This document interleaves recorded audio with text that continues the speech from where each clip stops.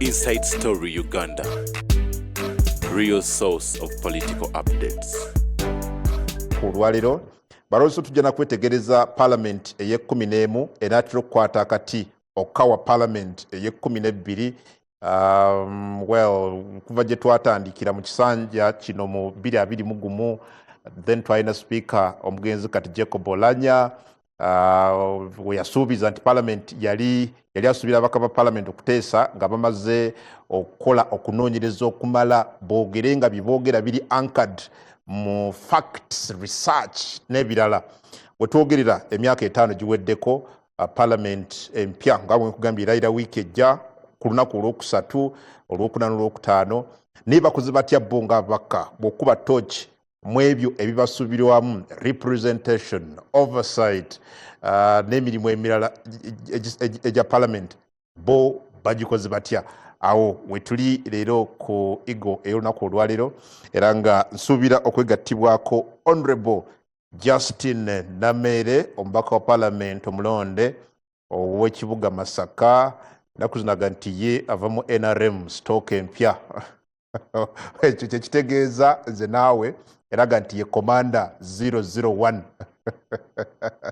so agenda kubeera nga atwegattako mu ddakiika nga ziizo ava mu kibiina kya NRM era yakyaka nnyo ku lutuula oba retreat olusirika lwa NRM olwali ekyankwanze mabegakaawo nga yayogera nnyo ku kyobulyake n'okulwanyisa enguzi nga kati eggwanga terisobola kukulaakulana Uganda ebiruubirirwa byayo tesobola kubeera nga ebituukako nga tetusoose kulwanyisa kizibu kya bulyake obubbi buli bw'enguzi n'ebirala.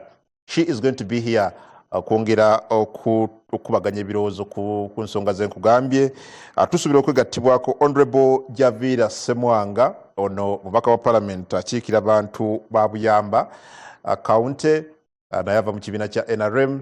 Again tugenda kwegattibwako omubaka wa parliament omulonde owa Bukoto South honorable Hakim Chiza mumujjukiro nabadde nnyo mu cases ewano naye kati mubaka wa parliament omulonde wa Bukoto South. Bukoto South ebaddemu honorable Twaha Kagabo ye mubaka ali mu kusiibula ndowooza bwe nkwasaganya Bukoto South ne Twaha Kagabo musobola okutegeera omubaka gwe twogerako kati omulonde.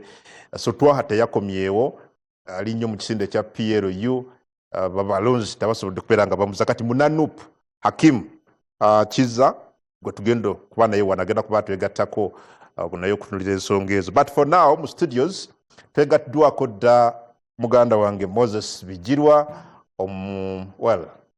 yagezaako okwagala ogenda mu parliament ng'akiikira abantu ba Kamuli municipality tekyasoboka kati waali ye ssaabawandiisi w'ekibiina ekijja ekiri ku oluvuganya government ekya Common Man's Party. Sebo tukwaniriza mwami Moses Bijirwa. Wanakungu nange ndi musanyufu okubeera wano webale kunanyiriza mu bitiibwa byange ebijjuvu.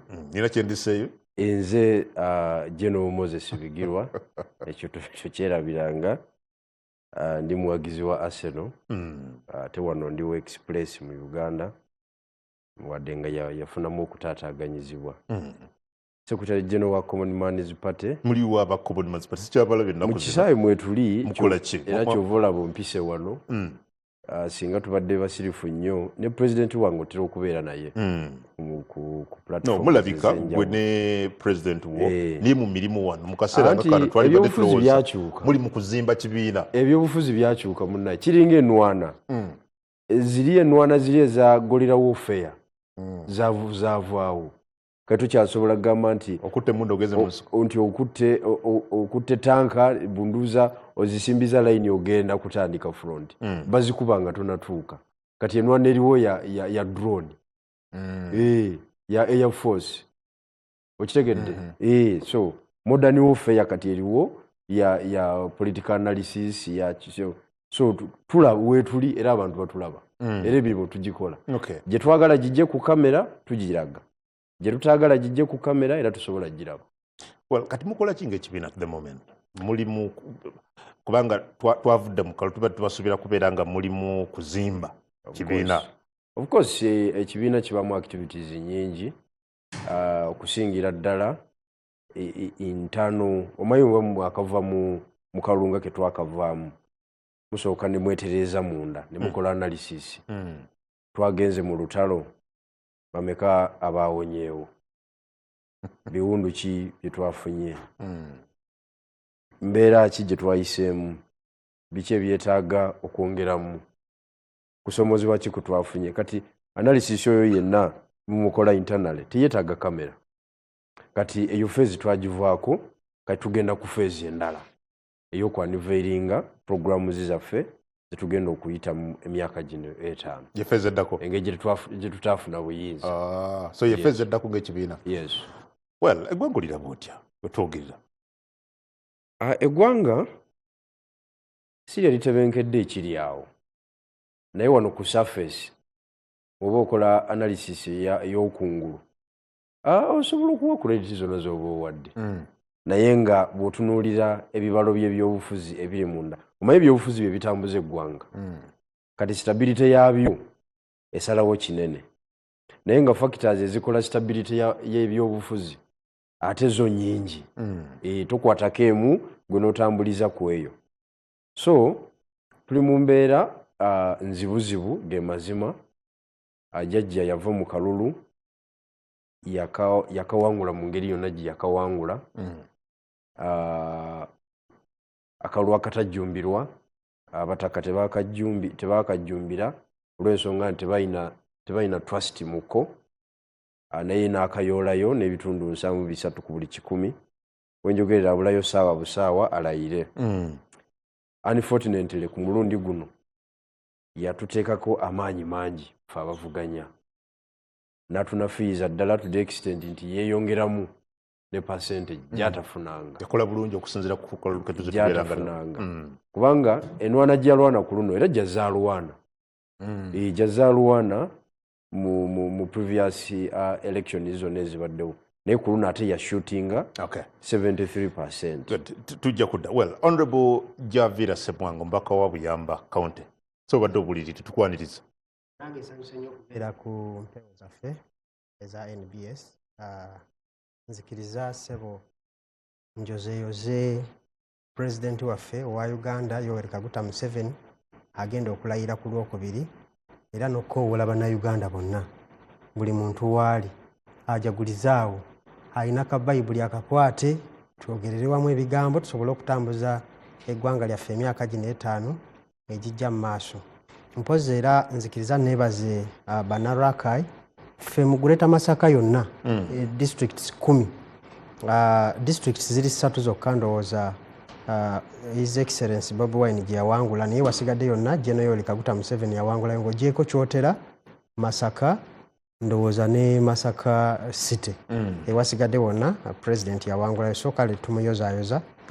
mu ngeri yemu kantumireko Banarakai abampa obuvunaanyizibwa okubanga nsobola okubakiikirira buli lwe mbanga nzize wano abafunye ebirungi basanyukirako n'abafunye ebizibu nakuwala wamu nabo kuliko akalulu twakayitamu bulungi nnyo era twawangula ku magombololo 7 ge tulina mu Buyamba twawangulako amagombolola 5 kakati obwo obuwanguzi bwali buyitirivu era naffe tulinze kulayira ng'ennaku z'omwezi 15 yesebo tolayira Lwakutaano ku Lwokutaano okay tugenda okuba ebirayiro byaffe simanyi nare muyina kyama ki ekyakusoboza okuddamu okuwangula ekitundu ekyo wakati nga abantu nti bitambula bulungi okusookera ddala tulina structures nga NRM ewuwo Rakai nze chairman we NRM owa Rakai district era Rakai district n'eggwanga lyonna nga NRM tulina structures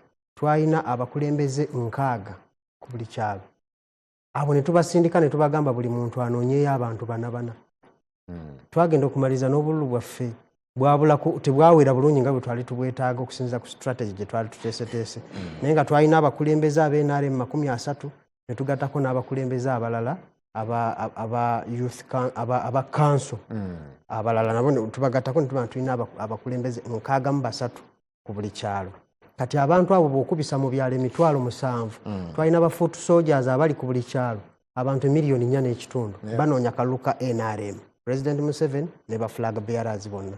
So kyova olaba nti nze nasobola okuwangula ebuyamba nakozesa bulungi nnyo structures ezo ate naddayo mu bantu. Abantu baffe buli lw'obaddamu n'obannyonnyola obuvunaanyizibwa bwo n'obabuulira biki ebitusoomooza n'obalaga biki bye mutuuseeko n'obawa feedback basically. Abantu bategeera ne baddamu okuwa obuvunaanyizibwa. Honorable Hakim Kiza Sawula. So munano tukwaniriza Bukoto South. Namusiza kuba tulaba. Twala mukisa guno okulamusa ku bantu bonna bannayuganda abali ku mukutu guno ku TV eno ku programu eno. Okusingira ddala abantu bewaffe ab'e Bukoto South. Nkimanyi bulungi waffe TVs ennyingi ennyo naye gye ziri mu kibuga nga Kinoni, Kiwangala nawalala Basekinoomu abantu bakozi TV baziguze so mbalamusizzaako ate ne bannakampala bonna mbalamusaako kubanga mbadde mumbeze mu kibuga Kampala ate abo be bampa omukisa okuweereza mu kisanja kino kye tumalako ate awo nsobola okugenda mu Parliament nange ndayira weekend. In fact olenge nti omusajja oyo tumanyidde Kampala Bukoto South agendayo nga yagenda ku mission yakujja mubaka yaliyo. Ekisooka buli ali mu Kampala alina ewaabwe okuggyako oyo atayagala atali proud kwenyumiriza na gyava bijirwa Moses ajja kugamba Kamuli ate ne Kamuli ayitawo alina gye yasookera ewaabwe gye bamuzaala gye bamuziika Buyende. Kakati nze banzaala kyalo bakiyita Buziranduulu omuluka Kikenene Gombola Kiseka ate ekyenjawulo nze okubira ddala mu primary nasomera mu constituency paka senior 6 Buyoga primary Seke secondary St Bernard's College Kiswera Kampala abasinga tuyingiramu muyingira. Sebo. Okay, good. Thank you. Well, njagala tutandike buterevu atulaba tubuzaayo Honorable Justin Nameera ajja kuba twegattako mu dakiika tunonye okuva kati, but for now mwami Abijirwa Moses tutandise discussion y'olunaku olwaleero. Cabinet yawumbye emirimu gyayo ku Monday week ewedde, but government ebisuubizo byayo bw'otunulira manifesto y'ekibiina ekibadde mu bukulembeze kya NRM ekisanja kino emyaka 5 biki byolowooza nti batuuseeko na biki ebiganye. Nalabye Ssaabaminisita wa Uganda Right Honorable Musafiri Nabbanja ng'atuga nti wetwogerera mu manifesto yaabwe ebitundu 47 ku buli 100 either babituukiriza oba biri mu pipeline wetunatuukira omwezi ogujja ogunagwerako nga ebitundu 47 bya manifesto byonna bikoleddwako. Ng'olabye eki mu kisanja kino? Well, Ssaabaminisita Robert Nabbanja njagala okumwebaza emirimu gy'akoledde bannayuganda. Mu likodi agenzeemu nga omukyala owa bulijjo eyali abaddeko Ssaabaminisita. Ekyachivinze to that level. But ku expectation z'Abannayuganda mu ku deliveringa service delivery awo simulaba, because bw'otandika okwanolinga sector by sector, for example sector ya public health webaawo ekintu ekiremye gavumenti ya NRM okutuusa ku Bannayuganda bwe bujjanjabi kikyali kizibu ky'amaanyi, era abantu baffe bakyafuna obuzibu bw'amaanyi nga naffe abakulembeze mmwe tuli. Kubanga ebiseera ebisinga tugamba nti abantu ba bulijjo bebabonaabonafu, naye tugenze okulaba nga n'abakulembeze ku level ya waggulu n'ababaka ba Parliament batuuka n'okufiira mu bukiriniki. Tebalina trust mu big hospitals eza government. Reference weeri ekyali mpya nnyo era kitalo nnyo ekyamwanyi naffe Honorable Helen eyatuva ku maaso. Kati mu sekita ya public health ebalemye kino ekisanja. Well, but benyumiririza mu kwongerako ku bungi bw'amalwaliro, ku bungi bw'abasawo. Nze amalwaliro gonna nga gendamu, juzi nagenda Kiruddu wandi mutaka we Makindi. Natuuka e Kiruddu nga tewali kiriwo kisobola kuyamba muntu wa bulijjo, era bw'obanga toli mu kujjukujju nnyo osobola n'okufiirayo oba okumalayo ennaku zonna nga tofunye bujjanjabi. Kiruddu wano Kampala. Kati ate nga nazze eri ewaffe e Buyende, eddwaliro lya Kidera Hospital kuba kati baali elevatinga ne lifuuka General Hospital, lyameramu n'omuddo. Tebalina capacity running to the standards of saving someone with lives. Tekiriyo. Bw'ogyeka muli wali ewaffe, amaziga gali wali, bw'ogenda mu wodi y'abakyala gye bazaalira, obanga agenze mu lumbe olugenda okuziikibwa enkya nga balusuzeemu olwaleero. Bakazi basula mu nkuubo, basula wabweru wa ddwaliro, ebitanda tewali, oli azaalira mu lukuubo, abasawo abazaalisa ba bulumi. So eyo sekita ebalemye to the level of my understanding. Ebakoze eki? Ebalemye. Eyo sekita bw'ogivaako, sekita education ebalemye. Ebalemye etya? Abaana abatandika P7 buli mwaka, bw'obavuga emyaka 7, baba basigadde almost 25%. Besala. Beesala nnyo. Abakola P7 baba 25%. And that is kisanja kimu n'emyaka 2. Kati kitegeeza nti tebalina government ya Uganda terina mechanism zikuumira abaana ku masomero abatandise P1.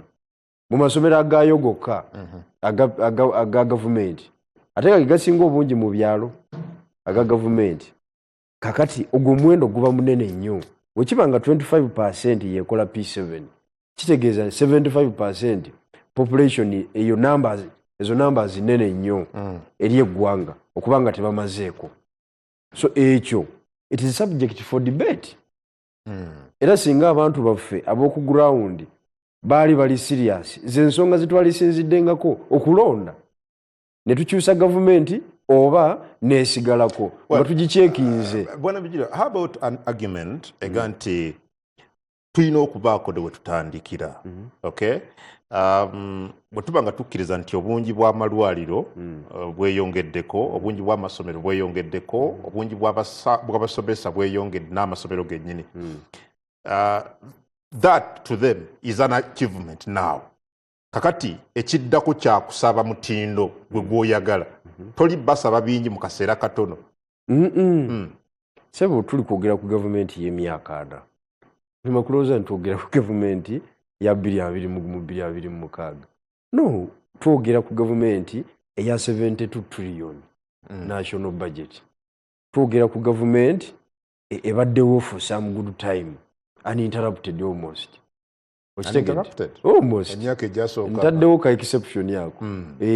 So mweyo embeera tuba tulina ogisaba ebintu bingi. Fe abali eno mu kirasha. Kati bano abakulembeze baffe bakimukiza katwala omukisa guno muyozaayoza, mbadde simuyozayozanga. Ne muganda wange ono nzijukira era twaliko naye wano. Naye akimukiza gwe singa okumanya. Kuba ntambudde naye ebbanga ddene. Kati abakulembeze baffe bano fe abali eno mu kibanyi tanaba kupanowa. Tuba kuba mu tooki nga tubagatta wamu n'ekintu kyonna kuba bakitambuliramu. Ffe tutunuulira performance ya General Museveni, achievement z'endabako zaatuuseeko is his politics. General Museveni and his politics. Oyo amuzannye. Azannye politics okumanipulatinga, okay, a system okuinfluencinga proceedings zonna ez'ebyobufuzi ezigenda mu maaso, oyo amuzannye. Okay, good.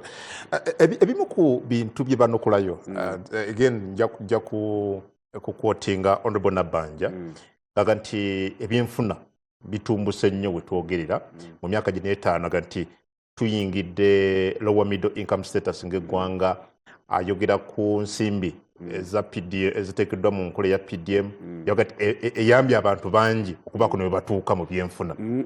Ebyenfuna bibalira wakyamu. Omanyi omuntu lwabeera mu gavumenti ng'alina position mwali awo, ebyokulya ebiri mu ofiisi yaawo bye byabala. Ye kwegamba alabira ddala nti buli muntu alivinga obulamu naye bwakola ki, naye osaanye okitegeere nti amakampani ga wano mu Uganda gasasula abantu 4,500 ku kasanvu. Bw'oba ovuga emmoroka ng'ova e Kampala ogenda Jinja, essaawa z'olweggulo ojja kusanga abantu bangi mu kitundu ky'Embarara awo abava mu makampanies ag'enjawulo. Abaana baffe aba bulijjo naye nga afuna siringi 15,000 olunaku. Ekyamazima kiri nti ssente ezo tezisobola kutambuza bulamu bwa Munnayuganda n'abaako ebirala byakola. Kati Oweekitiibwa Nabbanja development ya economy agibalira wa? I think akuwa figures. Tekikola. Ekyokubiri, mu kisanja kino eky'emyaka 5 tulabye demonstration z'abasuubuzi. Okwekalakaasa okw'amaanyi kwennyini, okulimu okwokya ebipiira, okulimu okuggala amaduuka, okulimu okusibwa. Even yesterday yabadde mu meeting y'abasuubuzi ku Prime Minister's office n'agaanayo ne kamera, yataddeyo kamera emu esaka ebibye nga tayagala mawulire gamukuba kufuluma.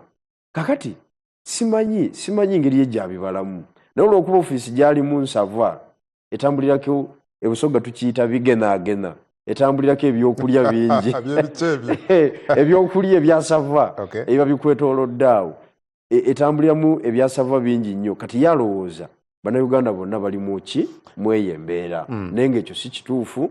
Era Oweekitiibwa Nabbanja njagala engeri yeeyita omuntu wa bulijjo atandike okuvaayo eri waggulu ajje eno wansi tukubaganyemu ebirowoozo naffe tumuwe opinioni zennyini ez'oku ground kubanga tamanyi kiri ku ground. Honorable Javira, emyaka 5 gino egya gavumenti gitambudde gitya mu byenfuna, mu byenjigiriza, mu byobulamu ne sectors endala? Weebale nnyo Adam. Okusookera ddala emyaka gino 5 gyatandika ng'eggwanga lirina okusoomoozebwa.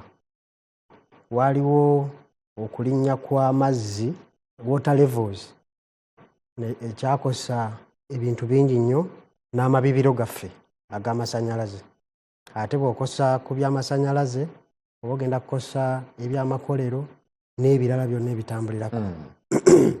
Mu kaseera mpaawukaaga ne tufuna ekizibu ekirala ekyalumima mawuggwe, COVID-19.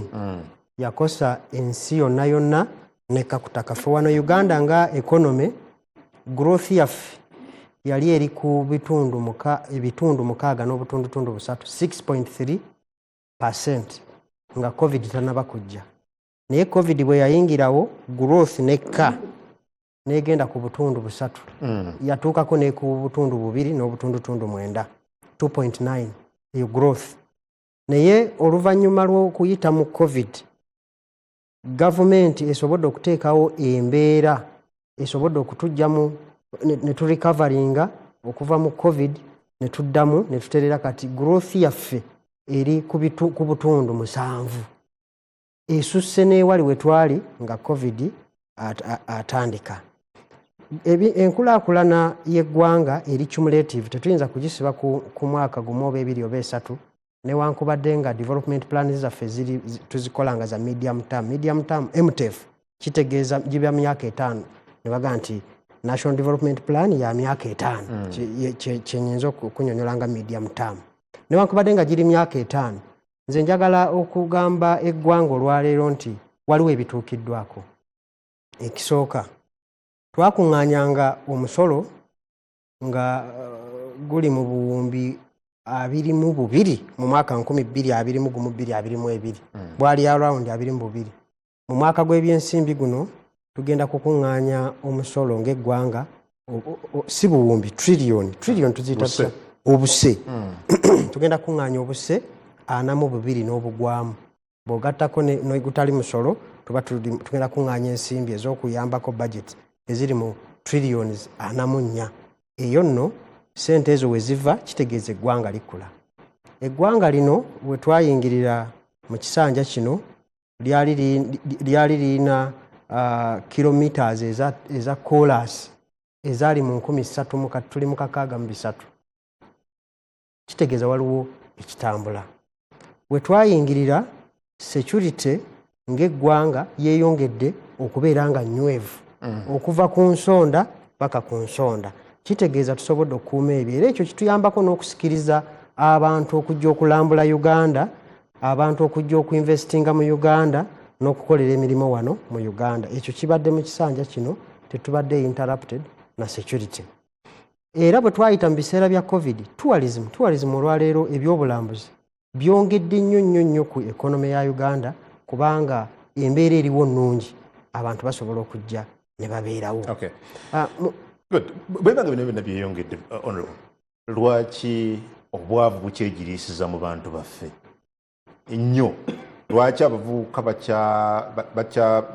bakyabeera nga tebalina mirimu? They're struggling to get employed. Tebalina mirimu.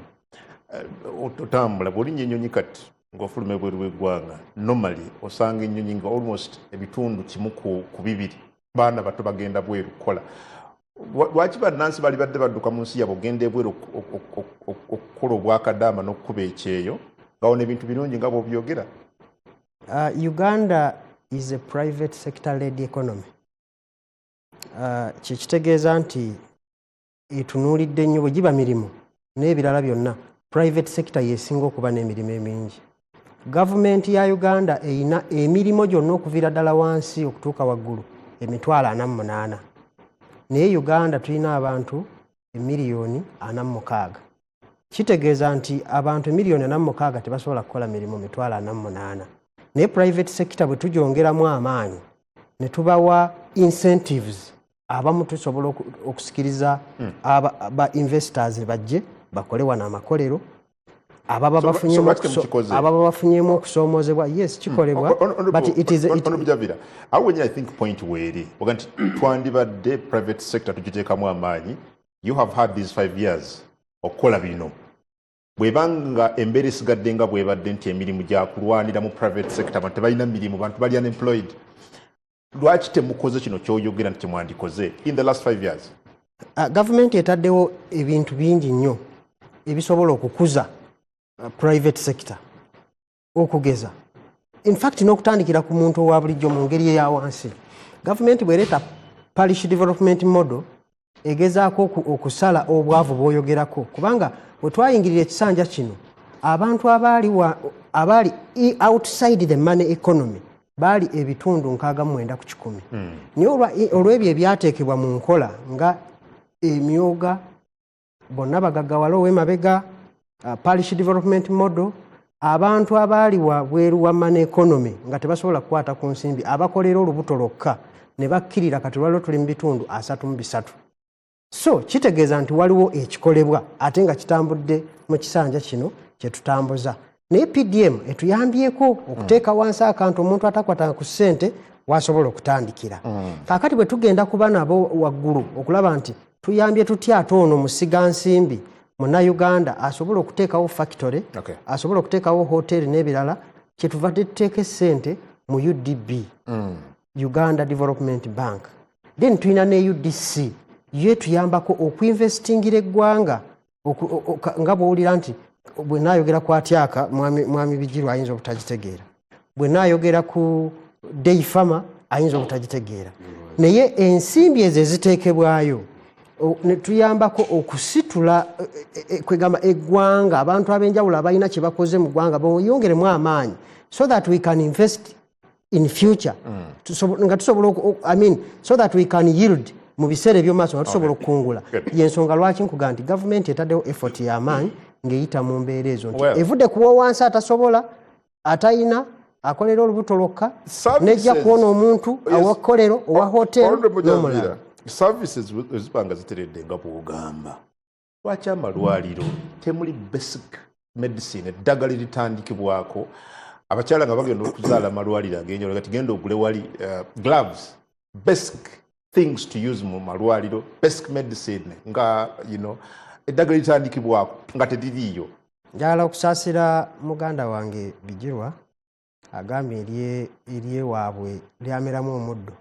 Naye poliisi yaffe amalwaliro galina management committees ez'omu district omwo mwennyini. Ate gavumenti eyinza obutasobola kuga nti bagende n'omuddo bye baba bagulabirira nga mweguli. So naffe ng'abantu twefeeko. Naye nja kutandika na kyakulabirako ekya financial year. Twatadde $5 billion something mu kulaba nti zigenda mu referral hospitals okugula amalagala ag'enjawulo ag'obwo obulwadde bwe tulaba obuli mu kitundu ekyo obuli critical ebbiliyoni 5 n'ezisukkamu. Ekyo nakyo njagala nkyogereko. Ekyokubiri, Uganda tulina policy nti buli gombolola erina okuba ne health center free. Ekyo ebitundu 76 ku buli 100 tulina health center free. Gye zitanaba kutuuka tugezaako okulaba nti twaappropriatinga kubanga it's a process. Right. Uganda buli constituency erina okubeera ne health center 4. Ekyo kigezeddwako okutuukibwako era ebitundu 68 ku 100 waliyo health center 4 mu constituencies kuba waliwo empya ezakatemebwamu. Buli district erina okubeera ne hospital ate ne region sub-region erina okubeera ne referral hospital. Ffe tulina e Masaka referral hospital era n'ebigenderako byonna byogerwako birambikiddwa bulungi mu policy ya government nga gwe mundabayo emyaka gino 5 gitambudde gitya. Some of your colleagues ku opposition baga nti government tebitambudde bulungi ne Mwabijirwa wakyogeddeko wano.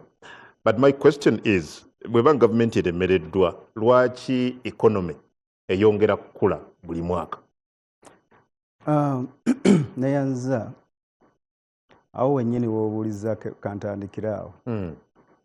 IMF report, International Monetary Fund report eya last year 2025 yalaga nti Uganda ekulira ku bitundu 7.7. Naye neegamba nti sente ezo Uganda ezijja mu bantu abeekozesa obubizinensi obutono, muli abatembeeyi, muli abali mu butale, abantu abafaanana bwe batyo bamakanika beba boostinga economy kureva eyo. Nene concluding ng'eraga nti naye Uganda tesobola kweyongerayo lwa nsonga nti kye bayita debt burden.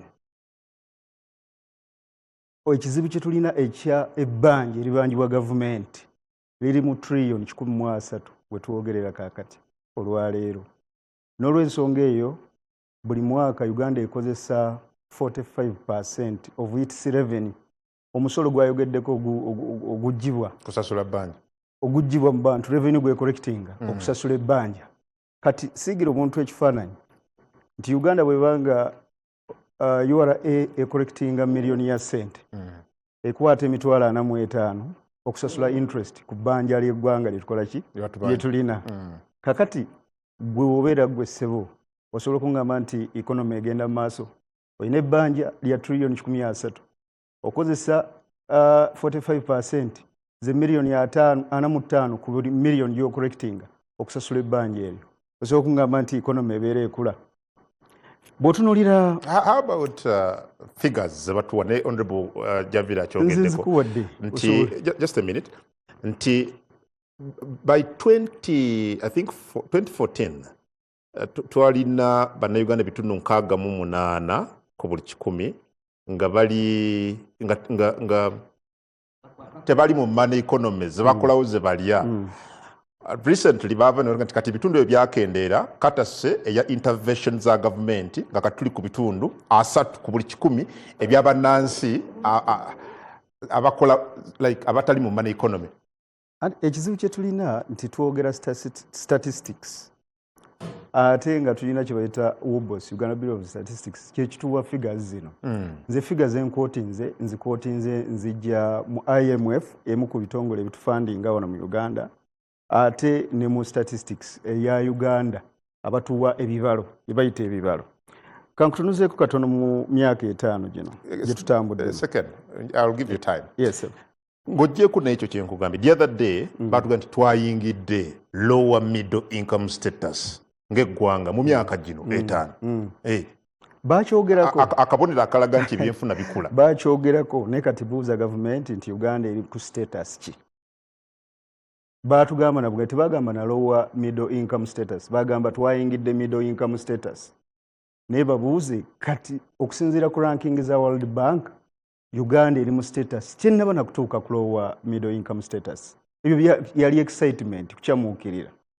Mbadde njagala kutunuzeeko katono mu byenfuna nga bwe bitambudde mu myaka 5 because gavumenti gye twogera ya 2021 paka olwaleero 2026.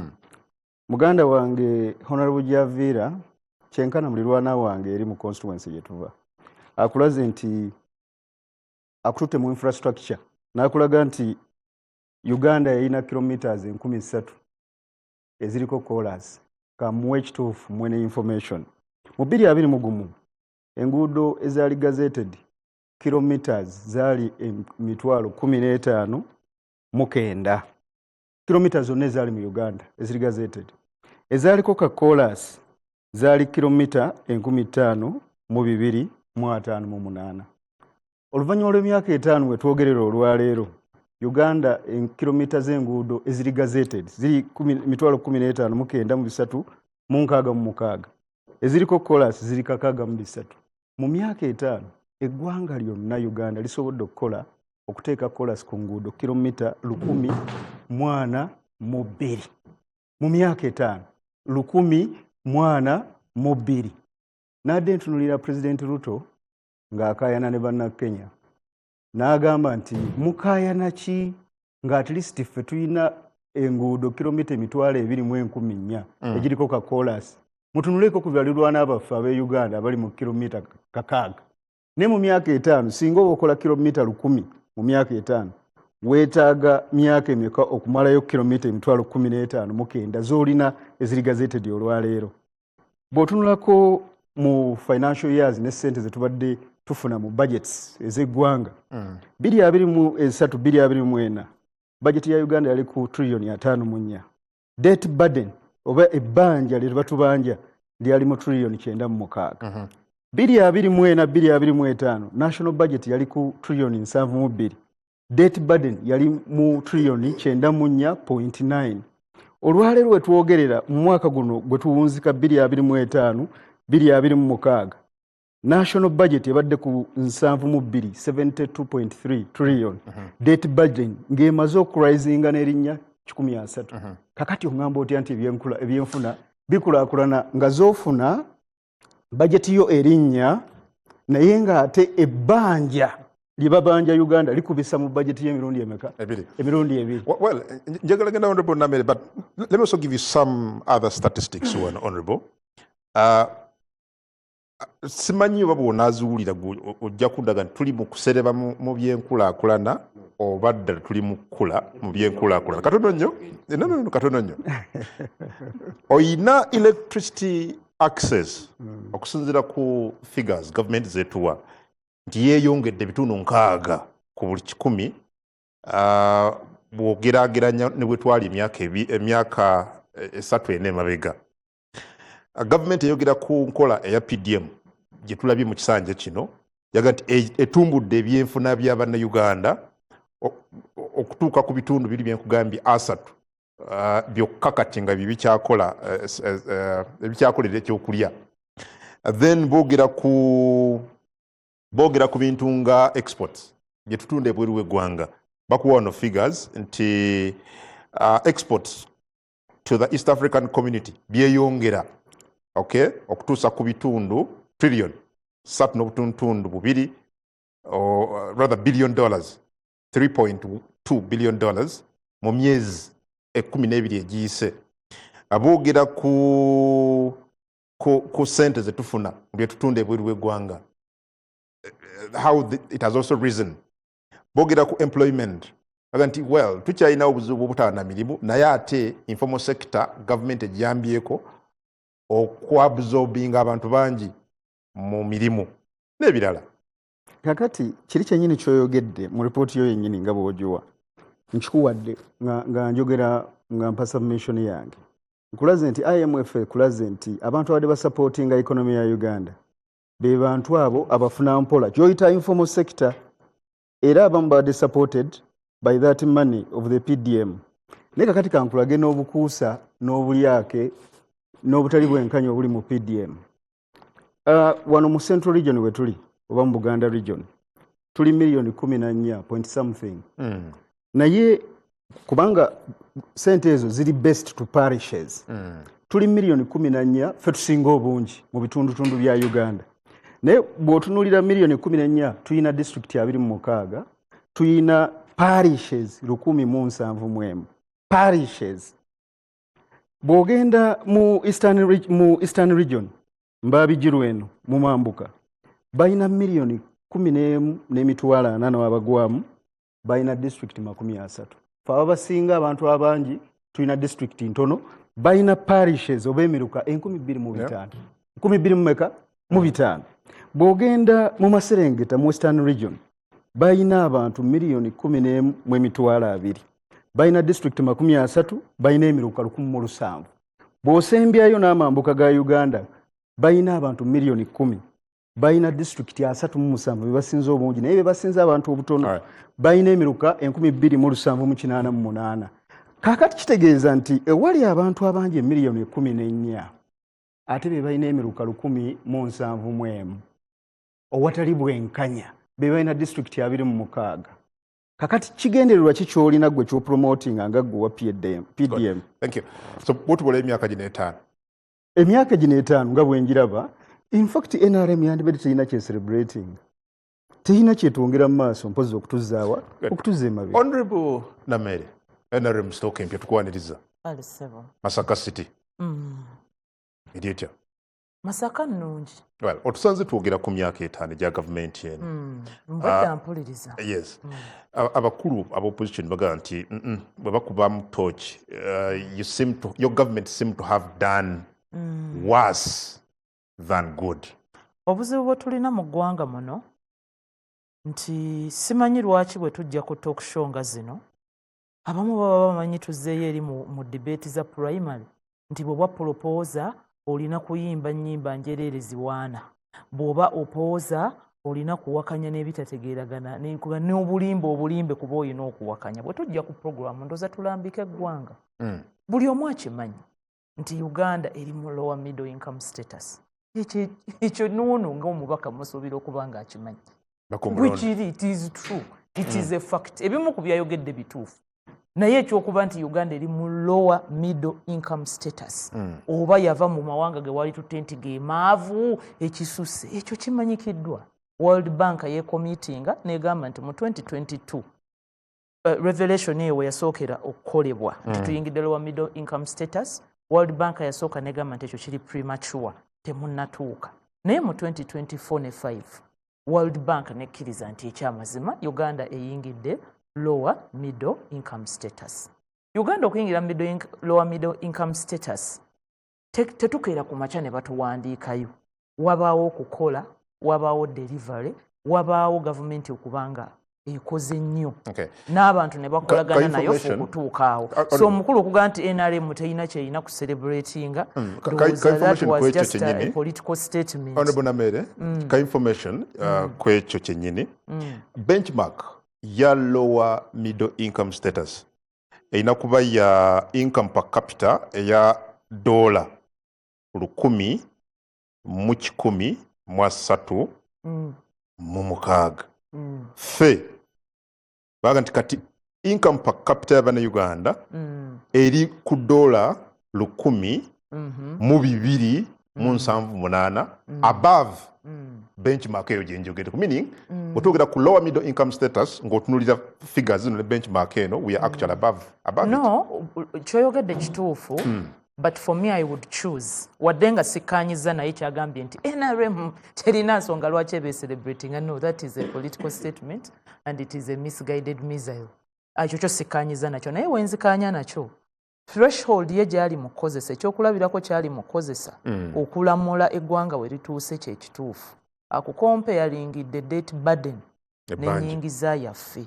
Ekyamazima omanyiza ebyange byamazima. Ekirungi nkuga nti ekyo kirungi era mukoze bulungi. Ekitali kirungi ate sisaakaanya kuba tewaliiwo reward yakusaakaanya okuggyako kkonya eggwanga. So wali wo mukyamu eggwanga kituufu liri mu lower middle income status, wabula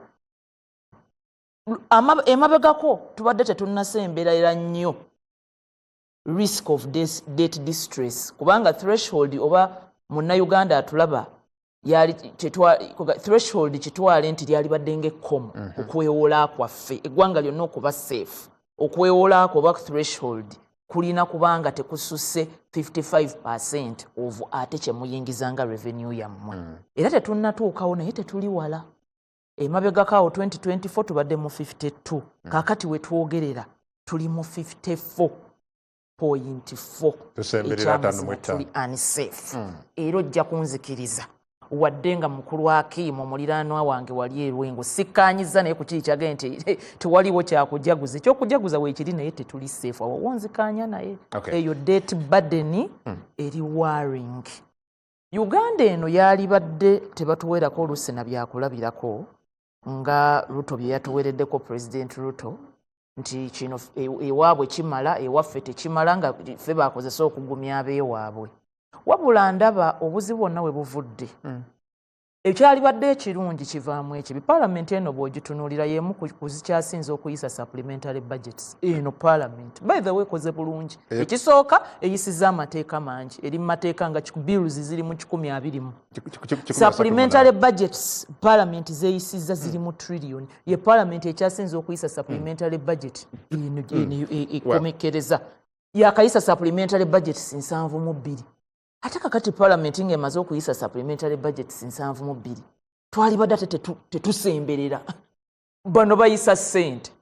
Ate tusemberedde okuba nti twewoze tugenda na kutuuka ku kkomo. Oba ontegeera kyali badde nti oluvannyuma lw'okuyisa supplementary budget nga nnyingi ate abantu bakoze nnyo ssente ne zidda n'ebbanja ne libanga lyeyongera bweyongezi. Wabula mutaka atusumbuwa ffenna. Ne bw'onaakolota ne bw'olinnyonnyola otya, the elephant in the room is corruption. Obubbi bulina okkendeera. Parliament ne bwe munaayisa supplementary budget nga nnungi nnyo. Naye mmwe mwennyini ababaka ne ba accounting officers, simanya ba commissioner, all sorts of titles. Ne muyite emabega ne mutuula ku ssaawa 6 ez'ekiro.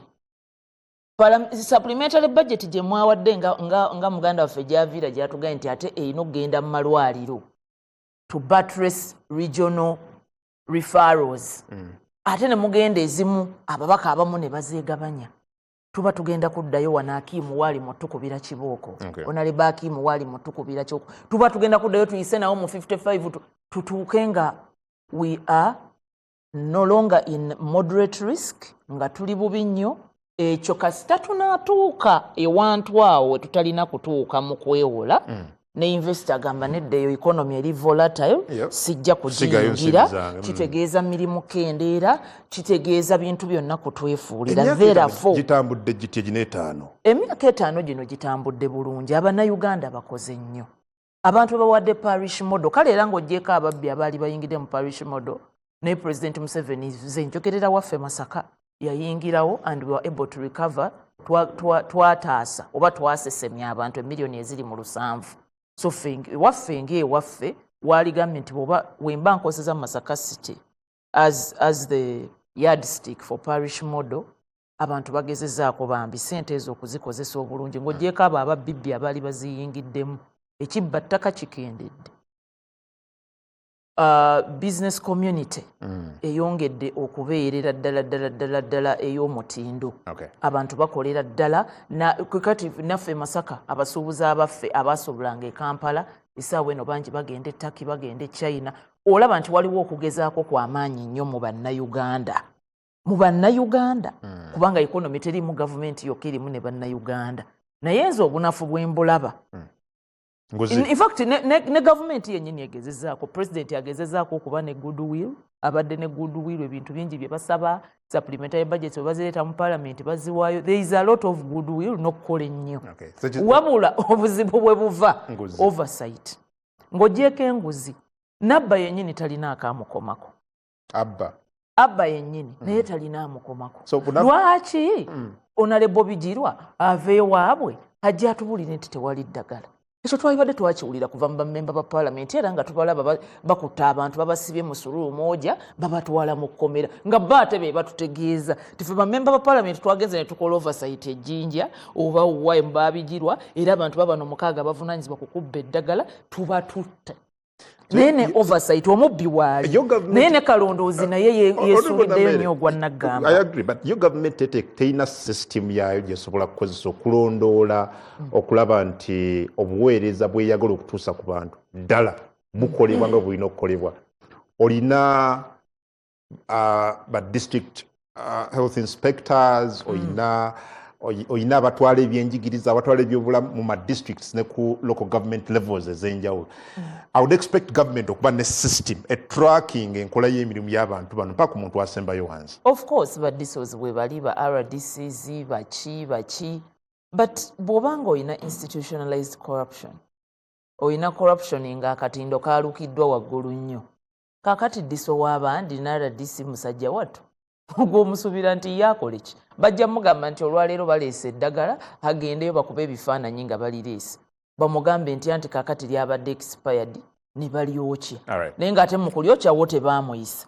So as parliament ye kalondoozi omukulu, parliament ye kalondoozi, teri kalondoozi asinga kalondoozi ata ssente. Good, kapumulemu, but honorable, nga ngenda mu break, government ya NRM mu myaka 5 ekoze etya ku nguzi? Ekisanja kino mwe tulabidde nearly 20 ministers nga basongebwamu olumwe okutwala amabaati g'abawejjere mu kisanja kino. How would you rate government eno myaka 5 mu kulwanyisa enguzi nga tugenda okuwummulamu? Okay, first of all, to statistics wadde nze siri, you know me, I'm a left winger, nze ndi socialist. Nalabako muganda wange omu gwe baabuuza eyo gy'atera okutambulira mu bazungu nti oli school of thought yo mu byenkulaakulana eriki, oli wa capitalism oba socialism? N'atakiddamu, n'akiyita kungulu, n'akitwala ng'ekyomuzannyo, naye kintu kikulu nnyo. Era nkakasa ne be yali ayogereramu baayongera okuwebula okutegeera Bobi Wine endaba ye ey'ebintu kuba toyinza ekibuuzo ekyo mu nsi yonna oyina okiddamu. Oli capitalist, oli socialist, full stop, no comma. So nze ndi socialist, I'm a left winger 311. Wadde nga ffe ba socialist tetwagala nnyo kugendera ku statistics, era olaba ne President Museveni naye socialist is a left winger. Bw'oleeta ennyo empapulapapula kugamba sooka otubulire ekirabwako omuntu yenna. Naye at the same time numbers don't lie. Statistics zo tosobola kugamba nti ozeewale. Kakati ku kyenguzi I will get down to the numbers. Ekyamazima bwe tuba nga tukyalina trillion 10 ezibbibwa obuse 10 buli mwaka, trillion 10 kyokka industrialization gye waliise nti amakolero okuwa abantu nawulidde muganda wange gyaviira agamba onalibo bijjirwa tiba bamugamba ku ziri factory z'aba Africa Coffee bamagoola tabimanyi naye alabika abimanyi kakati industrialization sente ezo ezirina okugenda mu bantu ngaabo ziri trillion 2 naye bw'obanga ate zo ezibbibwa ziri trillion 10 kitegeeza bakubbako emirundi 5 nekyoteeka mu makolero. Nze ndowooza wadde nga nnina ekisa kingi makisi njagaba ntono mu kyokulwanyisa enguzi ku kyabuliramu ddala trillion 10 nnyingi. Omugenzi General Erit Omwine we yabeerera minisita ndowooza wa security. Mpamwe eddakiiko gy'otandikira honorable ku NBS TV ku